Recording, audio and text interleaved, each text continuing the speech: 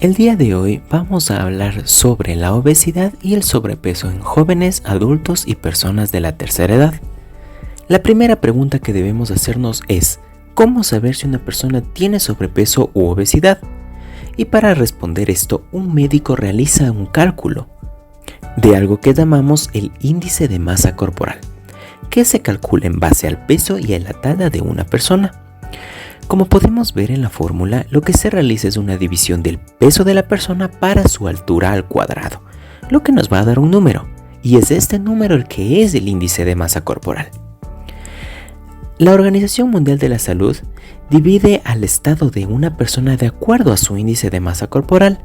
Así, cuando una persona tiene menos de 18.5, hablamos que tiene un peso bajo o insuficiente, que se relaciona con otros problemas de salud que no vamos a discutir. Un peso normal se va a encontrar entre 18.5 a 24.9, sin que este represente mayores riesgos para la salud, siendo lo normal. El sobrepeso vamos a definir que se encuentra sobre 25, y así también vamos a hablar de varios términos, dentro de los que destaca la preobesidad, que se va a encontrar entre 25 a 29.9, que representa un riesgo mayor de otras enfermedades que ya vamos a mencionar. La obesidad tipo 1 se encuentra entre 30 a 34.9, que tiene un riesgo moderado de otras enfermedades, o la obesidad tipo 2, que se encuentra entre 35 a 39.9, con un riesgo grave de otras enfermedades, y la obesidad tipo 3, que se va a denominar cuando su índice de masa corporal es mayor o igual a 40 y tiene un riesgo muy grave de padecer otras enfermedades derivadas de esta condición.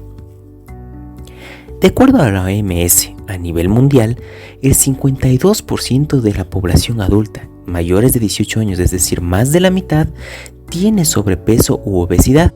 Esto significa que aproximadamente 1.900 millones de personas la padecen. Esto equivale a la población de 2 continentes en conjunto, por ejemplo América y Europa. En nuestro país el problema todavía es mayor, ya que de acuerdo a los datos del gobierno, aproximadamente el 60% de los adultos tiene sobrepeso u obesidad. Es decir, en nuestro país 6 de cada 10 personas mayores de 18 años tiene ya alguna de estas dos patologías, siendo más frecuente en mujeres que en varones. Si dividimos a la población por edades, podemos notar que a medida que aumenta la edad, aumenta la población con un sobrepeso o una obesidad.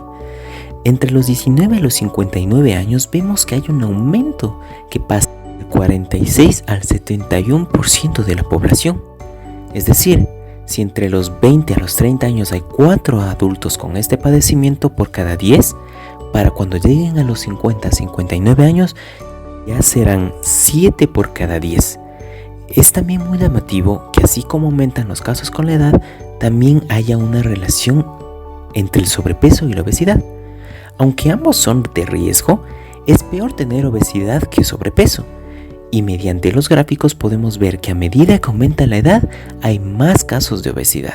Basándonos en el ejemplo, podemos decir que entre los 20 a los 30 años, 4 de 10 adultos tendrán un peso de riesgo, pero solo uno de estos 4 tendrá obesidad, mientras que cuando ya tienen 40 a 50 años, 7 de 10 adultos tendrán un peso inadecuado y de estos 3 tendrán obesidad. La duda es, ¿qué pasa entonces cuando un adulto tiene más de 60 años? En este grupo de personas podemos decir que 6 de cada 10 personas tienen un peso de riesgo, que incluye tanto el sobrepeso como la obesidad. La siguiente pregunta que debemos hacernos es: ¿influirá el sexo o la etnia en el peso elevado? Y pues la respuesta es sí. El sobrepeso y la obesidad, como mencioné antes, es mayor en la población femenina. Respecto a la etnia, en nuestro país los únicos datos que disponemos únicamente hablan de la población entre los 12 y los 19 años. Sin embargo, en estos nos indican que el peso elevado es significativamente mayor en la gente afrodescendiente, seguida de mestizos, indígenas y montubios. Ahora vamos a hablar sobre las complicaciones de la obesidad, es decir, por qué es importante controlar el peso.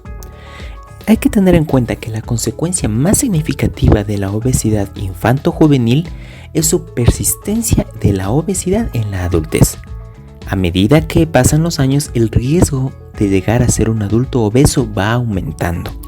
En un estudio realizado en Estados Unidos, se evaluó a niños preescolares con 20 años de seguimiento y se demostró que el 25%, es decir, 1 de cada 4, mantenía ese sobrepeso en la adultez. Esta cifra aumenta en los escolares, ya que el 50%, es decir, la mitad de los niños que son obesos a los 6 años permanecen obesos en la adultez, mientras que si un adolescente es obeso, la posibilidad de llegar a ser un adulto obeso es tan alta como el 80%. Aunque muchas complicaciones de la obesidad solo llegan a ser clínicamente evidentes en la adultez, los niños obesos y adolescentes también pueden verse afectados por anormalidades, que ya las vamos a mencionar. Dentro de las principales complicaciones que representa tanto la obesidad como el sobrepeso, tenemos que van a causar una disminución de la autoestima, teniendo en cuenta que la autoestima es la propia percepción que tenemos sobre nosotros que nos permite vernos como personas valiosas, talentosas respecto a quienes somos. Además, se encuentra relacionado con depresión, es decir, con sentimientos de tristeza, pérdida, ira o frustración que intervienen con nuestra vida. Con apnea del sueño, que es una respiración que se interrumpe mientras una persona duerme, causa una desviación de la columna, estrías en la piel, lesión en las articulaciones, dolor de los huesos, un desarrollo puberal acelerado, es decir, el paso de la niñez a la adultez rápidamente, la hipertensión o una presión arterial elevada, el aumento de colesterol y triglicéridos, es decir, las grasas en sangre, el aumento de glucosa o el azúcar en sangre, también se relaciona con pie plano, que causa que toda o casi toda la superficie de la planta tenga contacto con el suelo, siendo esto patológico. También se han hablado de otras complicaciones que se dan a nivel de la adultez, y estas las vamos a dividir de acuerdo al sistema que se encuentra afectado. Así mencionamos que en el sistema nervioso puede haber una enfermedad cerebrovascular con una disminución de la sangre hacia el cerebro, que es permanente, una neuralgia parestésica, que en realidad es un cosquilleo o entumecimiento o un ardor, que haya demencia con una pérdida de la mente de la persona. También vamos a relacionarlo con alteraciones cardiovasculares, como el aumento de la presión arterial que ya mencionamos, la enfermedad coronaria, que está relacionado con los infartos, una insuficiencia cardíaca donde el corazón ya no puede bombear la sangre, varices en las piernas, trombosis venosas, que es un coágulo que se forma en la sangre. Además, se relaciona con trastornos del aparato gastrointestinal. Así puede haber reflujo gastroesofágico, que puede causar agriuras, hígado graso, cálculos en la vesícula biliar y cáncer de colon. En el aparato genitourinario, la persona puede cursar con incontinencia urinaria, es decir, que la orina se le escape. También se encuentra relacionado con cálculos renales muy dolorosos, insuficiencia renal, es decir, que el riñón ya no cumpla con sus funciones, que haya testículos u ovarios no funcionales, es lo que llamamos hipogonadismo, que sea infértil o que la persona no pueda tener hijos. En el aparato respiratorio también es importante la apnea del sueño que ya mencionamos. Puede haber hipoventilación, es decir, que la persona tenga una respiración muy lenta, que no le permita realmente abastecerse de oxígeno, que hay una embolia pulmonar, en donde hay coágulos en los pulmones. También vamos a ver alterado el metabolismo.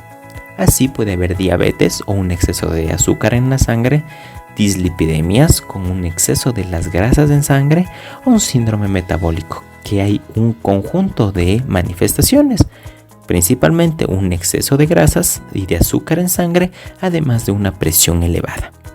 También en el sistema osteoarticular se va a ver afectado. Puede haber osteoartrosis con desgastes de los cartílagos, hiperuricemia y gota, que suele ser dolorosa a nivel principalmente del dedo gordo del pie, que haya lumbalgias o dolores en la espalda y síndrome del túnel carpiano, que suele ser muy molesto a nivel de las manos.